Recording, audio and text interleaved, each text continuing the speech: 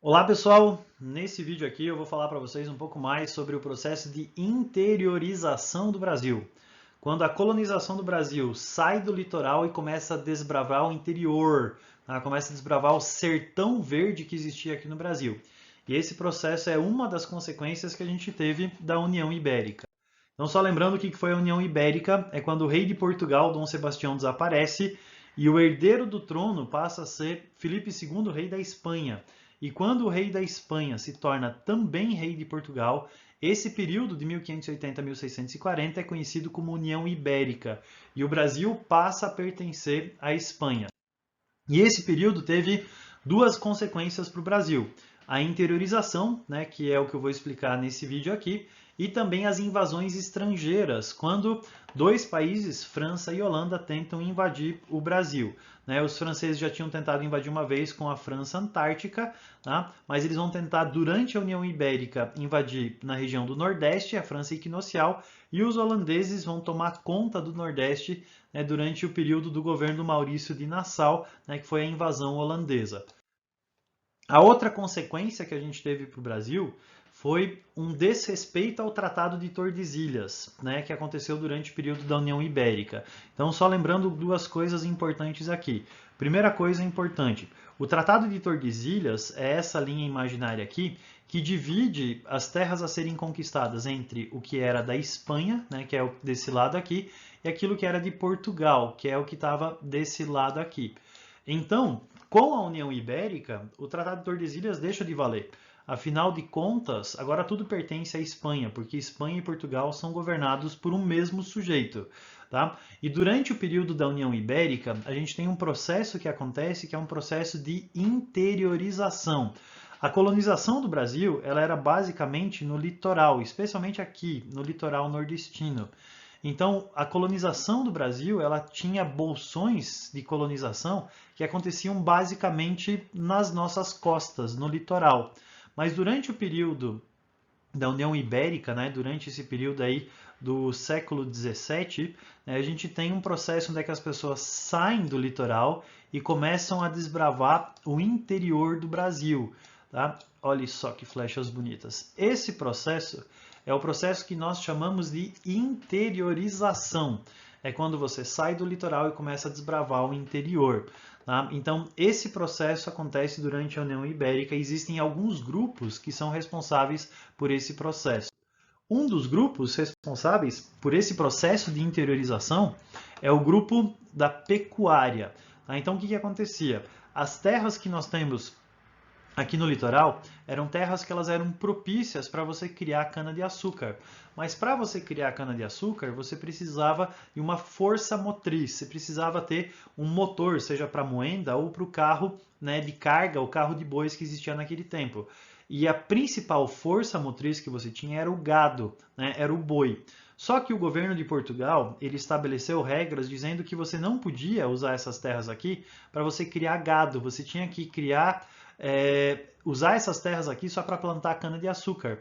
Então, os criadores de gado eles precisaram encontrar aqui no Brasil um outro terreno propício para que eles pudessem criar gado.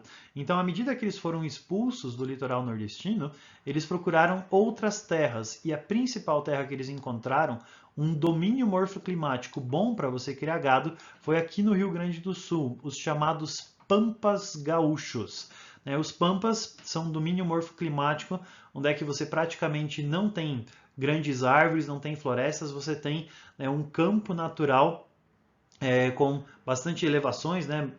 Sobe morro, desce morro, algumas ravinas, alguns bolsões, onde é que você tem árvores, onde é que você tem água. E o que os gaúchos começaram a fazer foi soltar o gado lá, né? O gado se reproduzia sozinho, se alimentava sozinho, e depois eles laçavam esse gado para utilizar, né, aquilo que eles precisavam do gado, seja o couro, seja o chifre, seja mais tarde a carne que eles vão salgar para produzir o charque.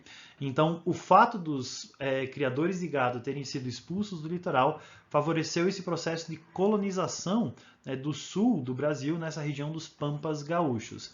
Um outro grupo responsável pelo processo de interiorização do Brasil são os jesuítas, né? Os jesuítas, né, a Companhia de Jesus, é um grupo que foi criado durante o período da Contra-Reforma e a principal atividade deles, a principal tarefa deles era a catequização dos índios. Ou seja, os jesuítas eles eram enviados para o Novo Mundo para criar missões jesuíticas nas quais eles pegavam os índios e eles aculturavam e catequizavam esses índios. Então esses índios eles eram convertidos ao catolicismo e eles adotavam a cultura europeia, passavam a andar vestidos, casamentos monogâmicos e começavam a trabalhar. Então, esse processo de catequização, ele acontecia especialmente pelos jesuítas que fundavam essas missões jesuíticas. E nesse mapa aqui, você tem essas cruzinhas aqui que representam as missões jesuíticas. E você vai perceber que essas missões jesuíticas, a maior parte dessas missões está do lado espanhol do Tratado de Tordesilhas. Tá? Então você tem algumas missões que foram fundadas por espanhóis, né, que eram chamadas de reduções. Então você tinha essas reduções, mas você também tinha missões fundadas por portugueses, né, e principalmente acompanhando aqui, né, o rio Amazonas. Então aqui você tem a fundação de várias missões jesuíticas diferentes. Então os jesuítas também foram responsáveis por esse processo de interiorização, por esse processo de se afastar do litoral e ir para o interior do Brasil. Agora, o principal grupo responsável pelo processo de interiorização foi o grupo dos bandeirantes. Então, o que aconteceu? O Brasil, ele tinha, né, no começo da sua colonização, o governo de Portugal tinha aqui no Brasil um objetivo. E o objetivo deles era encontrar ouro, era encontrar metais preciosos aqui no Brasil. Como eles não encontraram nem ouro, nem uma civilização com a qual eles pudessem comercializar, eles deixaram esse plano um pouquinho de lado. Você tem o ciclo do açúcar. Mas depois da insurreição pernambucana, né, você tem um problema, porque os holandeses, quando eles ficaram aqui no Brasil, eles aprenderam a fabricar açúcar aqui. Eles foram lá para o Caribe, para as Antilhas, onde é que eles começaram a fabricar um açúcar de melhor qualidade do que o nosso, o que vai concorrer com o açúcar do Brasil. Então o Brasil tinha os seus engenhos destruídos durante a Guerra da Insurreição Pernambucana e agora disputava, concorria com o açúcar dos holandeses. Então o governo de Portugal resolve reativar o plano A deles para o Brasil. E o plano A deles era encontrar ouro em terras brasileiras, né, para que Portugal pudesse enriquecer. O governo de Portugal, então, ele resolve fazer entradas. Entradas são expedições oficiais, expedições financiadas pela coroa portuguesa para desbravar o interior do Brasil à procura de ouro e pedras preciosas. Só que essas expedições foram um fracasso, essas expedições não funcionaram. Então o governo de Portugal precisa recorrer a um grupo que eles odiavam. Esse grupo era o grupo dos bandeirantes. Tá? Quem que são os bandeirantes? Os bandeirantes são milicianos, tá? Eles são um grupo que formava exércitos particulares e eles partiam dessa região aqui de São Paulo. Né? Os bandeirantes eles não eram propriamente bem quistos pelos portugueses, né? Porque eles eram meio thug life, eles mal falavam português, eles falavam ningatu, né? Que era uma mistura da língua indígena com o português. A maior parte deles era mamelucos, né? Descendentes de portugueses com índios. Boa parte deles era pobre, né? Tão pobre que a maior parte deles acabava andando descalço. E esse grupo, né, não obedecia muito às regras de Portugal, eles não obedeciam muito às ordens de Portugal. E a principal atividade desses bandeirantes era organizar milícias, exércitos particulares que faziam bandeiras de preação, ou também conhecidas como bandeiras de apresamento. O que significam essas bandeiras de preação? Os bandeirantes, descendentes de índios, com a ajuda de outros índios que eles contratavam como mercenários, saíam de São Paulo para desbravar o interior do Brasil à procura de outros índios que eles utilizavam como escravos. Podia escravizar índio? Não, não podia escravizar índio. Mas os bandeirantes não estavam nem aí. Tá? Os bandeirantes eles desbravavam o interior do Brasil, capturavam esses índios e vendiam esses índios como escravos. Aí uma das bandeiras de preação, uma dessas bandeiras de apresamento mais conhecidas é a bandeira de Raposo Tavares, que é essa flechinha vermelha aqui, né, que sai de São Paulo, desbrava o interior do Brasil, sobe aqui e vai até o norte, aqui na ilha de Marajó. Então, essa foi uma das bandeiras mais conhecidas de preação ou de apresamento. O governo de Portugal vai tentar convencer esses bandeirantes a passarem a fazer bandeiras de prospecção. O que significa isso? Você vai desbravar o interior do Brasil não à procura de índios, né, mas você vai desbravar o interior do Brasil à procura de ouro, de pedras preciosas. E foram nessas bandeiras de prospecção que os bandeirantes conseguiram encontrar nessa região daqui, né, não só um pouquinho de ouro, mas um dos maiores veios de ouro de toda a história. Então os bandeirantes eles conseguiram desbravar o interior do Brasil, né, à procura dessas pedras preciosas e metais preciosos. Os bandeirantes também eram contratados como mercenários, né, para fazer o chamado sertanismo de contrato. Sertanismo de contrato funciona assim: você tinha aqui no interior, no sertão, você tinha quilombos, vilas de escravos fugitivos. E os portugueses, os senhores de engenho, não conseguiam rastrear e acabar com esses quilombos.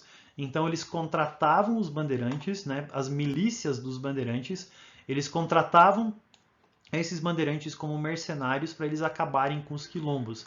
Inclusive, o mais conhecido de todos os quilombos, né, o quilombo de Palmares, ele foi exterminado por uma dessas bandeiras, né, de sertanismo de contrato. E de vez em quando os bandeirantes eles estabeleciam rotas fluviais, né, como o que você tem nessa imagem aqui. Né, você tem aqui uma bandeira que vai utilizar como principal meio de locomoção os rios. Esse tipo de bandeira é conhecida como monção. Então, quando eles utilizavam os rios como meio de transporte para fazer comércio, para capturar índios, para procurar ouro, para qualquer outra coisa, o nome que a gente dá para isso é monção. A pergunta que fica é a seguinte: os bandeirantes, de acordo com a nossa história, eles são vistos como heróis ou eles são vistos como vilões? Depende do ponto de vista. Por exemplo, São Paulo, que é a região da onde os bandeirantes partiram, tem um grande apreço pelos bandeirantes. Eles viraram nome de ruas, viraram nome de estradas, você tem monumentos em homenagem a eles, Domingos Jorge Velho, Fernão Dias, Raposo Tavares. Então você tem aí toda uma homenagem a esses bandeirantes, que são os caras que desbravaram o interior do Brasil, enfrentaram todos os perigos da floresta, da selva, enfrentaram índios selvagens, as bestas feras que existiam na nossa natureza para expandir o nosso território. Agora, por outro lado, os bandeirantes eles foram responsáveis pelo extermínio de milhões de indígenas. Eles acabaram com diversas etnias e tribos diferentes, capturando esses índios e vendendo eles como escravos ou exterminando mesmo essas etnias. Então, se você vê do ponto de vista de São Paulo, principalmente, você vai ver ele como heróis. Agora, se você vê ele do ponto de vista dos indigenistas, dos caras que defendem a questão da cultura indígena, você vai ver eles como grandes vilões da nossa história. Então, heróis ou vilões, eles são os dois, depende do ponto de vista. E uma das consequências que você teve desse processo de interiorização foi um upgrade do nosso território, que aconteceu em 1750 com o chamado Tratado de Madrid. O Tratado de Madrid é o melhor acordo que o Brasil fez em toda a sua história. Não existe acordo melhor do que esse. O que aconteceu? No sul do Uruguai foi fundada uma colônia por Portugal chamada de Colônia de Sacramento, que é esse território que você tem aqui. Então, nesse lugar aqui você tem o Uruguai, do outro lado da Bacia do Prata aqui você tem a Argentina, e você tinha Buenos Aires aqui. E a Colônia de Sacramento foi fundada para atacar os navios que iam em direção a Buenos Aires. Ela foi destruída pelos argentinos uma vez, duas vezes. Na terceira vez que eles queriam destruir a Colônia de Sacramento, Portugal fez uma oferta para a Espanha. E a oferta foi a seguinte: a gente dá a Colônia de Sacramento para vocês e em troca vocês nos dão toda essa parte verde que está aqui no mapa. Todo esse território em troca dessa colônia. E a Espanha falou sim. E eles trocaram a Colônia de Sacramento por todo esse território, fazendo com que o Brasil chegasse num formato muito próximo da nossa fronteira atual, do nosso formato atual. Esse acordo ele foi baseado num princípio né, do direito romano chamado de utis possidetis, traduzido para português como uso capião. Uso capião significa o seguinte: quem tem o uso tem a posse, ou seja, os portugueses já estavam habitando esse território. O processo de interiorização já tinha acontecido. Os portugueses já tinham colonizado essas terras.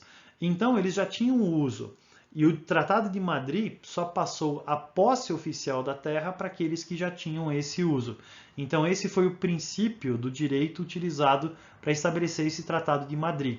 E esse Tratado de Madrid fez com que o Brasil tivesse uma atualização do seu território. Se antes o território era delimitado pelo Tratado de Tordesilhas, agora o que dá formato para o Brasil e um formato muito próximo do nosso formato atual é o Tratado de Madrid. Essa é uma das consequências que a gente teve, né, desse processo todo de interiorização.